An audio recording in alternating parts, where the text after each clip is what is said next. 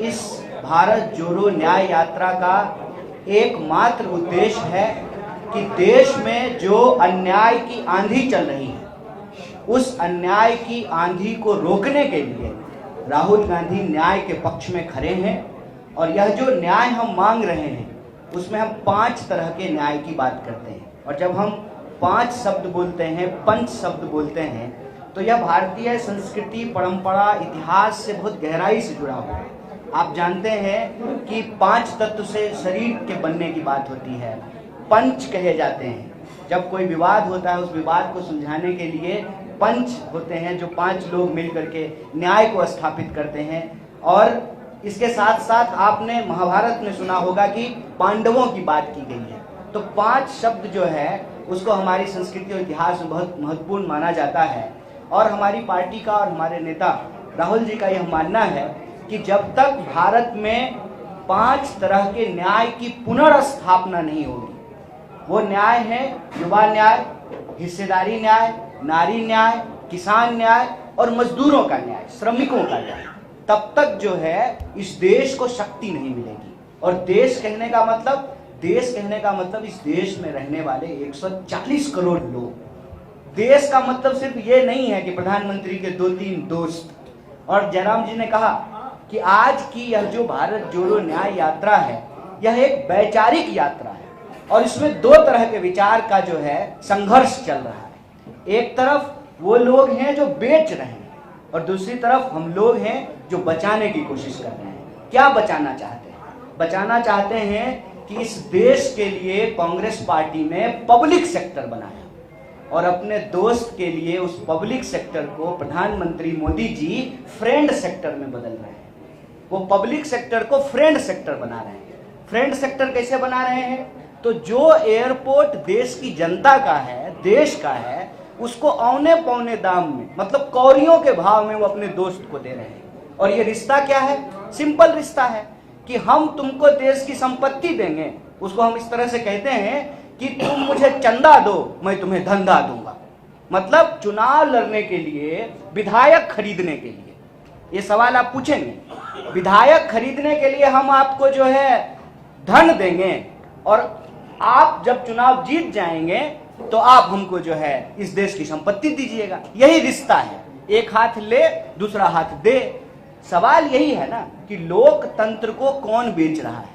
और लोकतंत्र को जब बेचा जा रहा है तो लोग जो हैं, लोग कहने का मतलब 140 करोड़ लोग, उनको इस बात पर ध्यान ना जाए, उनका ध्यान इस तरफ ना जाए कि रेलवे उनकी है, एयरपोर्ट उनका है, बोकारो स्टील प्लांट उनका है, तमाम पब्लिक सेक्टर उनका है, उस तरफ उनका ध्यान ना जाए। इसलिए यह जरूरी है कि लोगों को आपस में लड़ाया जाए। ये बहुत पुरानी तकनीक है, ये लोग जो है ब्रिटिशर्स से सीखे हैं। फूट डालो, राज करो, इंसान को आपस में लड़ाओ, डिवाइड डाइवर्ट करो और इस देश की संपत्ति को अपने दोस्त की तिजोरियों में पहुंचाओ। अब आप झारखंड में भी देख लीजिए कि, और सिर्फ झारखंड की बात नहीं है, आप किसी भी स्टेट में चले जाइए, बीजेपी का एकमात्र काम है कैसे एक ही समाज को आपस में लड़ा दिया जाए, कैसे जो है उनके बीच में अंतर्विरोध पैदा कर दिया जाए। और झारखंड के लोग जब आपस में लड़ने लगेंगे तो झारखंड का खान खदान, फैक्ट्री, खेत, एयरपोर्ट, रेलवे सब अपने दोस्त को बेच दिया जाए। ये मॉडल हम लोगों को समझना पड़ेगा और इस मॉडल के चलते लगातार अन्याय हो रहे हैं। अगर आप किसान की बात करेंगे, किसान आत्महत्या कर रहे हैं। एक साल में 12,000 से ज्यादा किसान आत्महत्या कर रहे हैं, नौजवान आत्महत्या कर रहे हैं। आए दिन महिलाओं के ऊपर अत्याचार हो रहा है, श्रमिकों के साथ अत्याचार हो रहा है। आप बताइए, आप सब लोग यहाँ बैठे हुए हैं, सरकार ने कानून बनाया, जब कांग्रेस की सरकार थी तो सरकार ने कानून बनाया कि 8 घंटा का काम करना पड़ेगा। 24 घंटा होता है, 8 घंटा काम का, 8 घंटा आराम का और 8 घंटा किसी चीज के सृजन करने का, सोचने का। मजदूर को भी हक है कि वो भी जो है टीवी देखे, समाचार सुने, कविता लिखे, कुछ बनाए, कुछ पढ़े, कुछ गढ़े। ये जो 8-8 घंटे का नियम बनाया था, कहीं ये नियम अब लागू हो रहा है? आप सब लोग मीडिया सेक्टर में ही हैं, बता दीजिए 8 घंटा काम करते हैं कि 8 घंटा से ज्यादा काम करते हैं? लेकिन आपको मजबूरी में काम क्यों करना पड़ता है?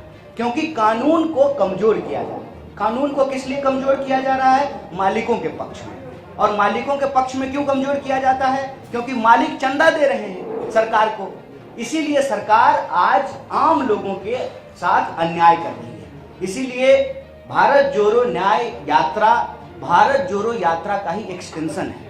भारत जोड़ो यात्रा में राहुल जी बार बार बोले कि हम नफरत के बाजार में मोहब्बत की दुकान खोलने चाहिए, और जब वो लोगों से मिले तो ऐसा महसूस हुआ कि हर वर्ग के साथ अन्याय हो रहा है, हर वर्ग के साथ, चाहे वो युवा हो, किसान हो, मजदूर हो, महिला हो, सबके साथ अन्याय हो रहा है। और इस अन्याय के खिलाफ न्याय की स्थापना बहुत जरूरी है, और इस न्याय के लिए ही भारत जोड़ो न्याय यात्रा चली है। और इसमें हम आपके सामने कह रहे हैं कि हम जिस भी राज्य में जा रहे हैं उस राज्य के लोगों के जो मुद्दे हैं उन मुद्दों को हम उठा रहे हैं। आपने देखा होगा कि झारखंड में भी पेशा कानून की बात की गई, सरना कोड बिल की बात की गई, और यहाँ के पब्लिक सेक्टर को जिस तरीके से बेचा जा रहा है उसको बचाने की बात की गई। यहाँ के किसानों की, आदिवासियों की, मजदूरों की, गरीबों की, और यहाँ के जो नौजवान हैं, महिलाएं हैं, उनके जो सवाल हैं उसको हम लोग भारत जोड़ो न्याय यात्रा के माध्यम से उठा रहे हैं। और हमारा यह मानना है कि यह भारत जोड़ो न्याय यात्रा का ही प्रभाव है कि जहाँ जहाँ हम जा रहे हैं वहाँ वहाँ जो है इनके पेट में जबरदस्त दर्द हो रहा है। ऐसा दर्द हो रहा है कि ये साम दाम दंड भेद लगा करके उस जगह की सरकार को अस्थिर करने का प्रयास करते हैं। यहाँ की सरकार को भी अस्थिर करने का प्रयास किया, लेकिन मैं आप सबको एक बात कह देना चाहता हूँ कि चाहे ये जितनी भी ताकत लगा लें, भारत जोड़ो न्याय यात्रा न्याय की पुनर्स्थापना किए बिना रुकने वाली नहीं है। अलग अलग तरीके से ये इसके ऊपर हमला करते हैं, पोस्टर फाड़ते हैं, जो भी ये कर लें, भारत जोड़ो न्याय यात्रा नहीं रुकने वाली है। और हमारा कमिटमेंट यही है कि इस देश में रहने वाले जो 140 करोड़ लोग हैं उनको न्याय स्थापित करके रहेंगे, और हमारे देश के संविधान ने जो हमको अधिकार दिया है उस अधिकारों को हम बचा करके रहेंगे। आप सब लोग हमारी बात को ध्यानपूर्वक सुने। आपका बहुत बहुत धन्यवाद, और आपके जो भी प्रश्न होंगे हम उसका यथासंभव जवाब देने का प्रयास करेंगे। एक वीडियो तेजी से वायरल हो रहा है देवघर का, जिसमें राहुल जी जब पूजा करके बाहर निकल रहे हैं तो मोदी जिंदाबाद और राहुल जिंदाबाद के नारे लगा रहे हैं। आप लोग वहाँ साथ थे, क्या ऐसी कोई घटना? नहीं, इसका जवाब मैं देना चाहता हूँ। देखिए, ये आप सब इस पे विचार कीजिएगा। देवघर में पहले किनको मंदिर नहीं जाने दिया जाता था? जिनको कहा जाता था कि ये अछूत है, उनको मंदिर नहीं जाने दिया जाता। और बिहार, उस वक्त संयुक्त बिहार, पहले मुख्यमंत्री हुए श्री कृष्ण सिंह, अभी पिछले दिनों जो उनकी जयंती थी, वो लाठी खा करके, सर फुड़वा करके जो है मंदिर प्रवेश कराए लोग। जो कांग्रेस पार्टी समानता का कानून लेकर के आई कि आप किसी को भी धर्म से अलग नहीं कर सकते, मंदिर जाने से रोक नहीं सकते हैं, उस धर्म की हालत ये लोग क्या करते हैं? एक तरफ नौटंकी करते हैं मंदिर में आने का निमंत्रण देने का, और दूसरी तरफ जब कोई भक्त अपने भगवान के पास जा रहा है तो याद रखिएगा, भक्त के पास जब भक्त भगवान के पास जाता है तो वो निमंत्रण से नहीं जाता है। हमारी मान्यता ये है कि वो भगवान के बुलावे से जाता है। लोग हमारे यहाँ से जब जल उठाते हैं वहां से सुल्तानगंज से, तो क्या कहते हैं?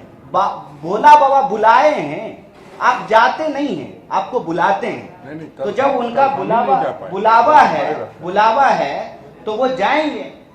ये मंदिर में नारा लगना चाहिए भगवान भोलेनाथ का, हर हर महादेव का। वहां नारा क्या लग रहा था? मोदी जी का। मतलब मोदी जी भगवान हो गए हैं। मोदी जी किसके भगवान हो गए हैं? और मोदी जी को कौन भगवान बना रहा है और किस लिए बना रहा है? मोदी जी को भगवान इसलिए बनाया जा रहा है ना, ताकि इंसान के सवाल गायब कर दिए जाएं राजनीति से। इंसान का सवाल क्या है? देवघर का सवाल क्या होता है? देवघर का सवाल ये होता है ना कि देवघर में एम्स बनाएंगे, देवघर में विश्वविद्यालय बनाएंगे, देवघर में जो है सड़कों का चौड़ीकरण करेंगे, देवघर में नया स्टेडियम बनाएंगे, देवघर में रोजगार देंगे, देवघर में जो है महिलाओं के ऊपर अत्याचार नहीं होगा, देवघर में जो है सभी समाज के लोग, चाहे वो आदिवासी हो, गैर आदिवासी हो, आपस में मिल करके शांति पूर्वक रह सकें। ये सवाल है ना। कौन गुमराह कर रहा है इस मुद्दे को? याद रखिएगा, इस देश में राम के नाम पर, राम जी आराध्य हैं, पूज्य हैं, राम जी के नाम पर नाथू राम वाली नफरत की राजनीति स्थापित की जा रही है। और एक बात जान लीजिए, लंपट लोग से घबराते नहीं हैं। जो ये किए हैं पीछे से, उनको हिम्मत है तो सामने से आए ना, और सामने से आएंगे ना तो हम मोहब्बत लेकर के चल रहे हैं। जो नफरत लेके आएंगे ना, उनको भी हम गले लगाएंगे, क्योंकि हमारा काम लोगों को लड़ाना नहीं है, लोगों को बांटना नहीं है। हमारा काम दिल से दिल को जुदा करना नहीं है, हमारा काम दिल से दिल को मिलाना है। हम जो भारत जोड़ो न्याय यात्रा लेके चले हैं, याद रखिएगा, हम कहते हैं श्रमिक न्याय। वो श्रमिक जो भाजपा को वोट दे रहे हैं ना, हम उनके लिए भी न्याय चाहते हैं। वो किसान जो भाजपा को वोट दे रहे हैं, हम उनके लिए न्याय चाहते हैं। वो महिलाएं जो भाजपा को भी वोट दे रही हैं, हम उनके लिए भी न्याय चाहते हैं। और वो जवान जो भाजपा को वोट दिए लेकिन अग्निवीर के नाम पर जो उनके साथ छलावा किया गया, हम उनके लिए भी न्याय चाहते हैं। और इस बात को याद रखिएगा कि कैसी व्यवस्था बनाई जा रही है। बोकारो में आज ये सबसे बड़ा सवाल है ठेके वाली नौकरी का। तो मैं आपसे पूछना चाहता हूं, गृह मंत्री का बेटा बनेगा बीसीसीआई का सेक्रेटरी, और देश के आम लोगों के बच्चों को मिलेगी 4 साल की ठेके वाली नौकरी। यही सच है ना? इस सच को हम लोगों को समझना पड़ेगा। और जहां तक ईश्वर का बात है, धर्म का बात है, हम सर्व धर्म संभाव में भरोसा रखने वाले लोग हैं। यही कांग्रेस की विचार है और यही देश का विचार है। एक मिनट, इसे आता हूँ।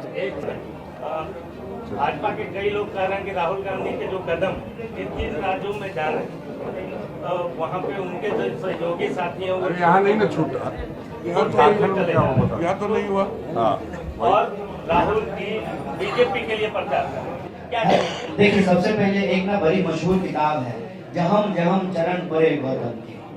ठीक है, तो महात्मा बुद्ध, जब आपको मालूम है वो सिद्धार्थ थे, वो जब बिहार आए तो वो जो है महात्मा बुद्ध हो गए।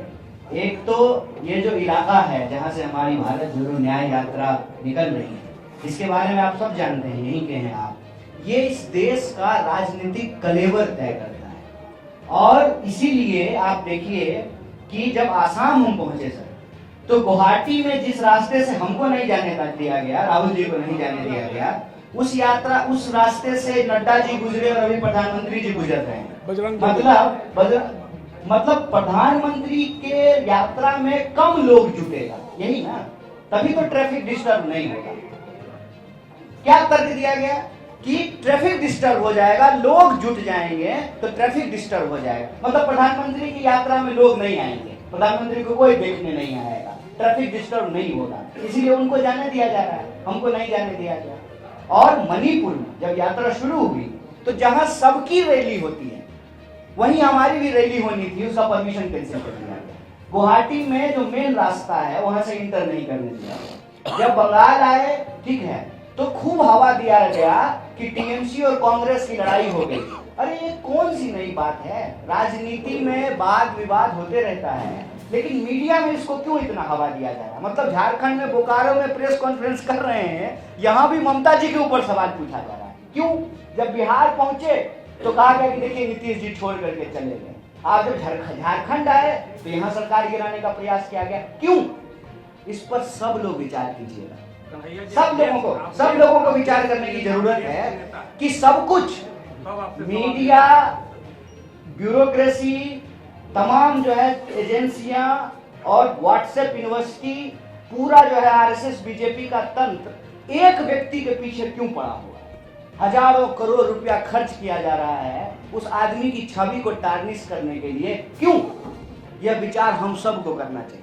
यह विचार राहुल गांधी को करने की जरूरत नहीं, यह विचार जो है कांग्रेस पार्टी को करने की जरूरत नहीं, यह विचार इस देश को 140 करोड़ लोगों को करने की जरूरत है कि आखिर इस इंसान के पीछे सब कुछ क्यों पड़ा हुआ, सब हाथ धो करके उसके पीछे क्यों पड़े हुए, वो कौन सा सवाल उठा रहे हैं जिससे इतनी घबराहट है? आपको पता है, वो समझ गए हैं कि देश को कैसे दोस्त के हाथ में गिरवी रखा जा रहा है। वो समझ गए हैं कि जो आजादी हमने अंग्रेजों से ली, जो देश हमने बनाया, उसको कैसे बेचा जा रहा है। वो समझ गए हैं कि इस देश में बेरोजगारों को न्याय दिए बिना देश को शक्ति नहीं मिलेगी, महिलाओं को न्याय दिए बिना देश को शक्ति नहीं मिलेगी, किसानों को, मजदूरों को न्याय दिए बिना देश को शक्ति नहीं मिलेगी। और धीरे धीरे यह जो तबका है, नौजवानों का, किसानों का, आदिवासियों का, बीड़ी मजदूरों का, कोयला खदान में काम करने वाले मजदूरों का, गिग वर्कर का, ऑटो चलाने वाले, कूलियों का, उनका जो स्वागत है वो कांग्रेस पार्टी के द्वारा लाए गए लोग नहीं है। जब हम कटिहार से गुजर रहे थे तो कूलियों का एक जत्था आकर के राहुल जी से मिलने के लिए आया, बीड़ी मजदूर आए, किसान आए, नौजवान आए, अग्निपथ की तैयारी करने वाले जवान आए जो दौड़ते हैं सुबह सुबह आकर के, क्योंकि उन सब के अंदर यह भरोसा पैदा हो रहा है कि हमारे लिए अगर कोई बोल सकता है, हमारे लिए कोई लड़ सकता है, यह जो लूट चल रही है देश में, जो अन्याय हो रहा है गरीबों के साथ, उस व्यक्ति का नाम राहुल गांधी है। इसी से घबरा करके, इन्होंने बहुत ठीक कहा, राहुल गांधी की जहां भी होती है आहट, भाजपा में जबरदस्त मच जाती है घबराहट, और उस घबराहट को डिफ्लेक्ट करने के लिए, डाइवर्ट करने के लिए ये जरूरी है कि बिना बात का विवाद किया जाए। तो हम आपके माध्यम से देश की जनता को कहना चाहते हैं, राहुल गांधी उस परिवार से ताल्लुक रखते हैं जो इस देश को आजादी दिलाए हैं, इस देश को बनाने में भूमिका निभाई है और इस देश को बचाने में अपनी भूमिका जरूर निभाई।